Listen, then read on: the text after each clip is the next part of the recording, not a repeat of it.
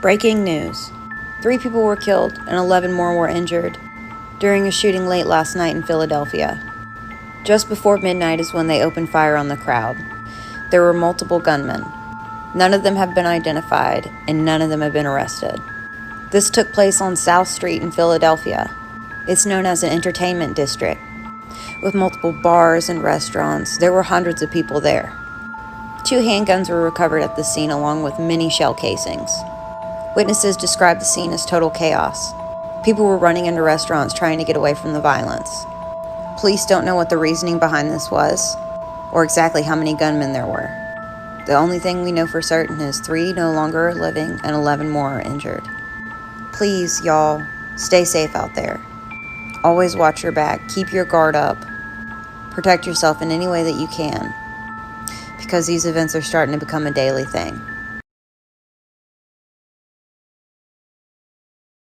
I bet you didn't know that at one point there was a battle between dogs and monkeys in India. Last year in December, a pack of wild dogs ended up attacking and killing a baby monkey, and the adult monkeys have acted in revenge.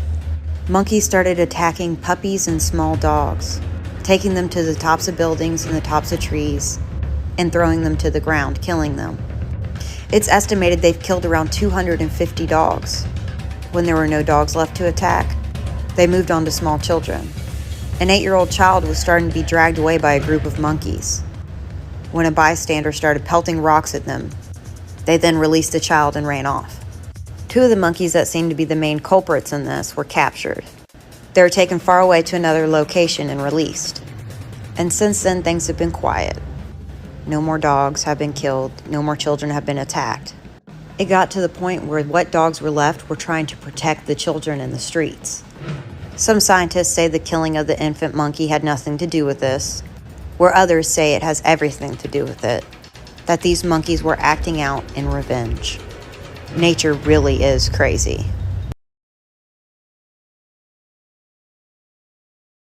I bet you didn't know about 40-year-old Augustine Gladney and how she dumped her 38-year-old boyfriend Ernest Smith's mother's ashes into a lake after an argument.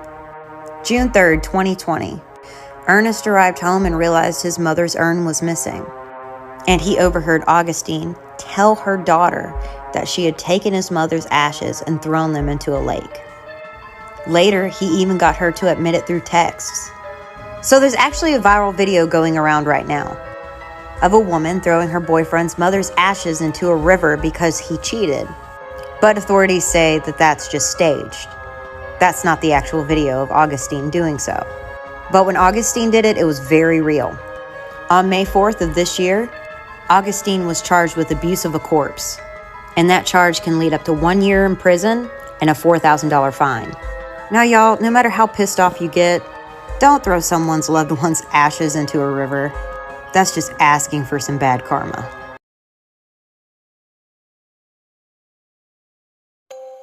I bet you didn't know about this father who fatally punched his child over a slice of cheesecake in Milwaukee, Wisconsin.